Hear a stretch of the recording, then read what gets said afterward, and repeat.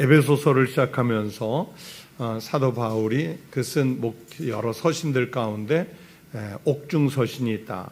로마에 2년 정도 가택연금돼 있을 때 쓴 서신이 있다 하면서 에베소서, 빌립보서, 골로새서, 빌레몬서라 이렇게 말씀을 드렸습니다.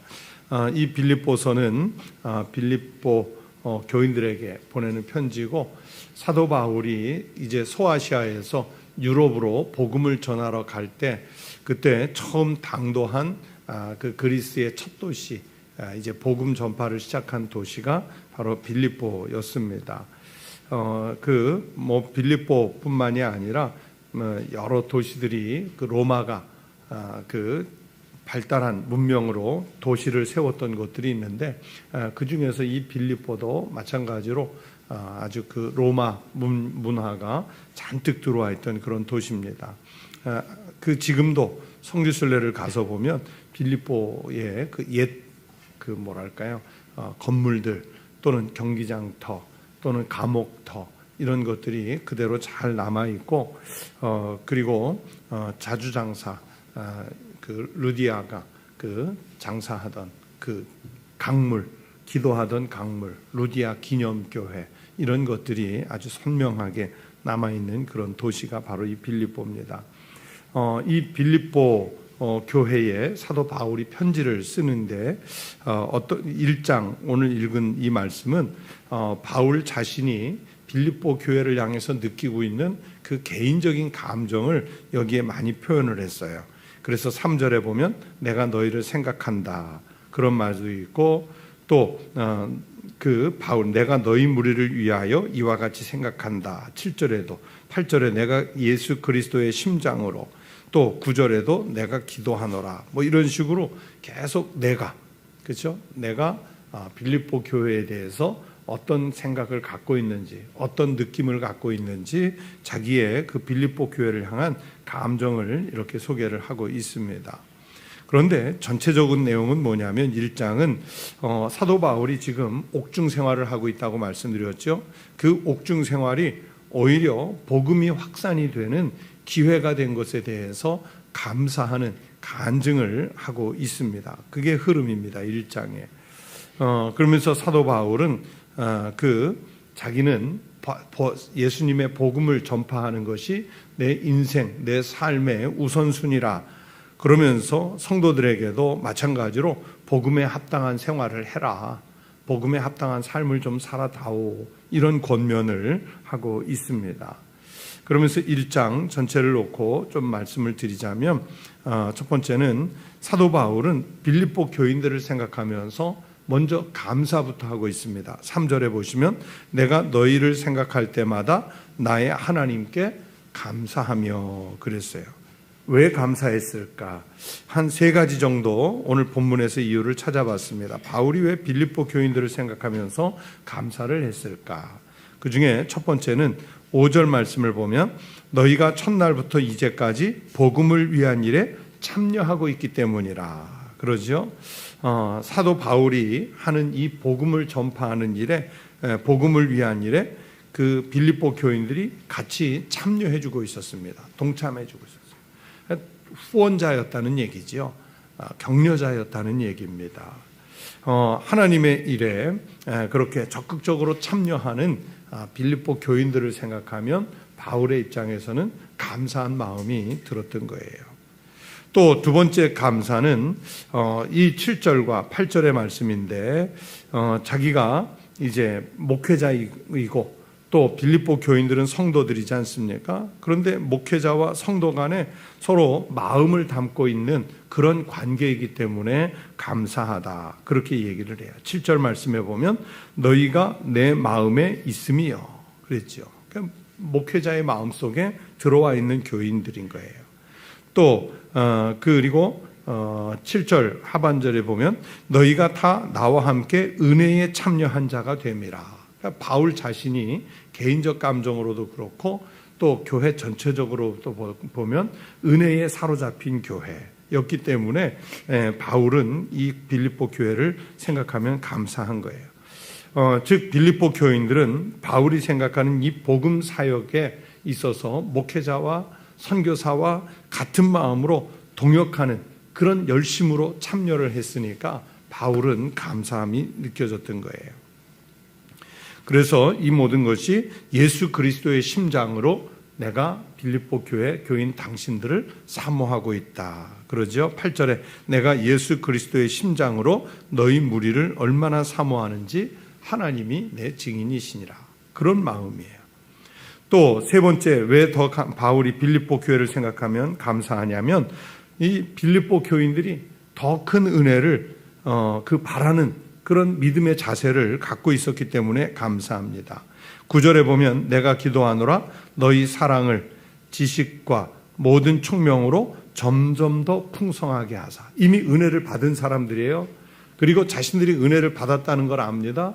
그런데 은혜 위에 은혜를 더할 준비를 갖고 있는 사람들, 은사 위에 은사를 더할 마음을 갖고 있었던 사람들, 기쁨 위에 기쁨을 더할 준비를 갖추고 있었던 사람들, 감사 위에 감사를 더할 준비를 갖추고 있었던 사람들, 그들이 그 빌립보 교인들이었던 거예요. 그러니까 점점 더 풍성하게 하사, 있는 것에 점점 더 풍성하게 하는 그런 분들이었기 때문에 사도 바울은 빌립보 교회를 생각하면 감사한 마음이 들었던 거예요.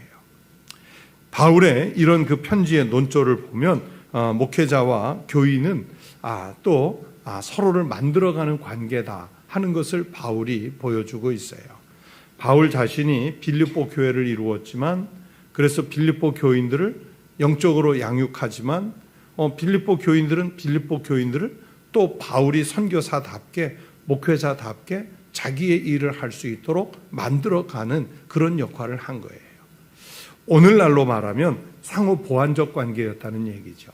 목회자는 교회의 성도들에게 영적 양식을 먹이고, 또 성도들은 목회자를 또 올바른 목회자가 되도록 함께 만들어 가지고, 이 상호 보완적이고 상호 이끌어주는 그런 관계였기 때문에 바울은 이 빌립보 교인들을 생각하면 감사한 마음이 나왔고, 예수 그리스도의 심장 같은 마음으로 내가 당신들을 사모하고 있다, 하나님이 내 증인이시다, 그렇게 말할 수 있었던 거예요. 지금 우리 교회 안에서도 목회자와 성도와 목회자가 함께 교회를 이루어가고 함께 상호 보완적이고 함께 은혜 위에 은혜를 더해서 하나님의 영광을 더불어 만들어갈 수 있는 이런 축복의 역사가 언제나 일어날 수 있기를 축원합니다. 또 크게 두 번째는 이 교회와 그리스도인은 무엇을 하든지 복음이 전파되는 것에 함께 마음을 모아야 합니다. 하나님 나라가 확장되는 일에 교회의 존재의 이유가 있습니다. 12절에 보면 사도 바울이 형제들아 내가 당한 일이 그랬죠. 사도 바울이 무엇을 당했을까요? 그리고 왜 이 자기가 당한 일이 복음 전파에 진전이 있다고 말을 할까요? 여기서 사도 바울이 자기가 당한 일이라고 표현한 것은 13절에 보면 이러므로 나의 매임이 그랬죠. 또 14절에 보면 형제 중 다수가 나의 매임으로 말미암아. 그러니까 바울이 지금 당한 일이라고 13절에서 표현한 것은 뭐냐면 12절에서 표현한 것이 뭐냐면 옥에 갇힌 일을 말하는 거예요. 옥에 갇힌 일이 지금 바울이 당한 일이에요. 그런데 사도 바울이 이 옥에 갇힌 일 때문에 교인들에게 어떤 반응이 일어났느냐? 첫 번째는 보면 다투던 이들이 있어요. 왜? 복음 전파를 해도 라이벌 의식으로 하는 사람들이 있거든요. 이 선교사회 이렇게 가보면 이제 각 지역에 각 권역에 뭐 중국이면 중국, 캄보디아면 캄보디아, 필리핀이면 필리핀, 그 안에 이제 선교사들의 모임이 있다고요. 뭐 선교사님들끼리 모였으니까 다 같이 순수하게 복음 전파하는 일에 온전히 함께 매진하면 좋겠는데 꼭 그렇지만은 않아요. 그 안에도 경쟁이 있다고요. 라이벌이 있어요. 그러니까 지금 사도 바울하고 이 복음 전파를 경쟁적으로 하던 사람들이 있었는데, 그런데 그들은 어떤 마음으로 했냐면 다투는 마음으로 한 거예요. 다투는 마음으로. 근데 그 다투던 사람들이 지금 바울이 옥에 갇혔단 말이에요.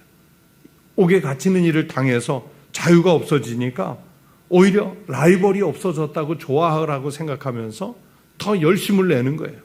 자, 바울이 없을 때 우리가 좀 성과를 내보자. 그러면서 열심을 내는 사람들이 있었어요. 17절에 보면 그들은 나의 매임에 괴로움을 더하게 할 줄로 생각하여 순수하지 못하게 다툼으로 그리스도를 전파하느니라 그랬죠. 열심히 전하는 거예요. 또 반대로 어떤 사람들이 있냐면 아주 착하고 순수한 사람들은 바울 선생님이 안 계시니까, 선교사님, 목회자가 안 계시니까 우리라도 더 나서서 바울이 없는 동안에, 안 계신 동안에 열심히 뛰자. 그러니까 바울을 돕는 마음으로 그렇게 열심을 내는 사람들이 있어요. 그 14절 후반절에 보면 그 형제 중 다수가 나의 매임으로 그렇게 한 다음에 주 안에서 신뢰함으로 겁없이 하나님의 말씀을 더욱 담대히 전하게 됐다. 또 15절에 어떤 이들은 착한 뜻으로 그리스도를 전파하니. 근데 바울의 입장에서 볼 때는 자기와 경쟁적으로 다투는 마음으로 복음을 전하던 사람이든지 아니면 착하고 순수한 마음으로 복음을 전하는 사람이 있든지 바울이 옥에 갇힌 것 때문에 어떻든 복음이 더 열심히 전해지는 거예요. 더 크게 확산이 되는 거예요. 지금 바울은 그러면서 결국 그리스도의 복음이 전파되는 것 아니냐. 내가 그래서 기쁘다. 내 마음이 기쁘다. 그 감정을 얘기하는 거예요. 이 빌립보서 전체적으로 보면 계속 그런 이야기들이 나올 텐데 이 교회, 빌립보 교회가 거의 완벽해 보이는 교회 같아도요, 빌립보 교회도 나름대로 갈등이 있고 분열이 있었어요. 나중에 4장에 가서 보시면 유오디아라는, 그리고 순두계라고 하는 이 두 명의 여성 지도자 때문에 교회에 다툼이 있었어요. 이렇게 완벽해 보이는 빌립보 교회조차도 갈등과 분열, 다툼이 있을 수 있다는 것을 보여줍니다. 그러나 이 와중에도 바울이 볼 때 빌립보 교회는 다투는 마음으로 하든 착하고 순수한 마음으로 하든 복음을 전파하려고 하는 일에 매진하고 있다. 이것 때문에, 이 다툼 때문에 또는 갈등 때문에 복음이 막히고 하나님 영광을 가린다면 그건 참아야 되지 않겠느냐, 그 이야기를 하는 거예요. 그래서 바울은 아무튼 빌립보 교회 성도들이요, 당신들의 이런 상황이 복음 전파되는 것 때문에 나는 기쁘다. 20절에 보면 그리스도가 존귀하게 되기 위해서 쓰이고 있다. 그리고 21절에 보면 자기가 사나 죽으나 복음 전파되는 게 유익한 길이다. 이렇게 말씀을 하는 거예요. 여러분, 세상에 완벽한 교회는 없습니다. 다 어딘가 문제는 있고 갈등도 있을 수 있고 분열도 있을 수 있습니다. 그러나 바울이 오늘 1장에서 말씀하는 것처럼 교회에 존재하는 이유는, 그리스도인이 존재하는 이유는 오직 우리 주님 예수 그리스도의 복음이 전파되기 위해서인 줄로 믿습니다.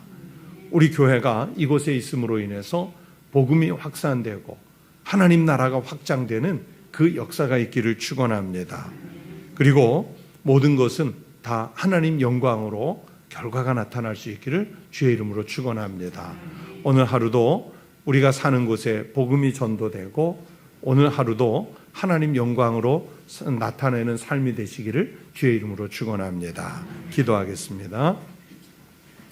하나님 아버지, 감사합니다. 우리가 이 땅에서 사나 오직 나타나는 것은 예수 그리스도의 복음이요, 오직 우리가 드러낼 것은 하나님의 영광뿐인 줄로 믿습니다. 다툼으로 하든지 착하고 순수한 마음으로 하든지 하나님, 어떤 상황이나 형편에서도 오직 우리는 그리스도 예수의 복음 전하는 삶을 살게 하여 주시옵소서. 그리고 우리 교회가 있음으로 인해 하나님의 생명을 더 많이 구원하는 생명 구원선의 역할을 감당할 수 있게 하여 주시옵소서. 하나님, 우리 성도들의 기도의 제목을 들으시고 응답하여 주시옵소서. 가정을 위해서 기도하고 일터를 위해 기도하고 자녀들 위해 기도하고 나라와 민족을 위해 기도하고 교회를 위해 기도할 때 우리의 기도가 하나님 아버지 보좌에 닿게 하시고 주님은 들으시고 가장 선한 것으로 응답하시는 축복 있게 하여 주시옵소서. 코로나 감염이 점점 더 확산되고 있어 국민들이 걱정과 염려하고 있는 이 상황에 하나님께서 보호하시는 손을 펼치셔서 치료하시는 손을 펼치셔서 이 확산이 속히 그치고 또 다시 우리의 건강한 사회가 되돌아올 수 있게 하여 주시옵소서. 오늘 하루의 일과도 주님께서 친히 우리를 인도하여 주셔서 하나님 영광을 나타내는 삶을 살게 하여 주옵소서. 이 시간 귀한 예물을 드린 손이 있습니다. 그 손에 그 가정에 일터에 복을 내려 주시옵소서. 예수 그리스도의 이름으로 기도하옵나이다. 아멘.